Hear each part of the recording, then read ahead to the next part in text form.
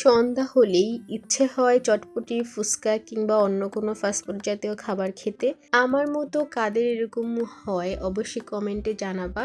তো সবাই মিলে চলে গিয়েছিলাম একদিন একটা রেস্টুরেন্টে চটপটি, ফুচকা খাওয়ার জন্য। সেই ব্লগটাই আজকে তোমাদের সাথে শেয়ার করব। হ্যালো, আসসালামু আলাইকুম। কি অবস্থা, কেমন আছো সবাই? আজকে অনেক দিন পর নতুন করে ব্লগ আপলোড করছি। যদি আমার ব্লগে এক্সট্রা কোনো সাউন্ড চলে আসে আমার ভয়েসে, তাহলে সবাই একটু স্কিপ করে নেবে।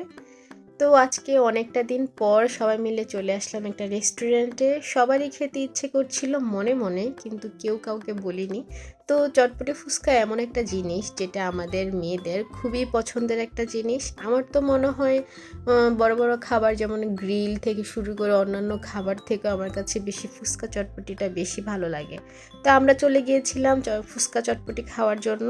তো আমরা অর্ডার করেছিলাম 2 ধরনের ফুচকা, একটা হচ্ছে ঝালটক আর একটা হচ্ছে দই ফুচকা, আর সাথে উমা লাচ্ছি, তারপরে হচ্ছে মিল্কশেক অর্ডার করেছিল। আমাদের প্রায়ই ফুচকা চটপটি খাওয়া হয়, যেজন্য তাহিদও খেয়েই ফুচকা চটপটি খাওয়া শিখে গেছে।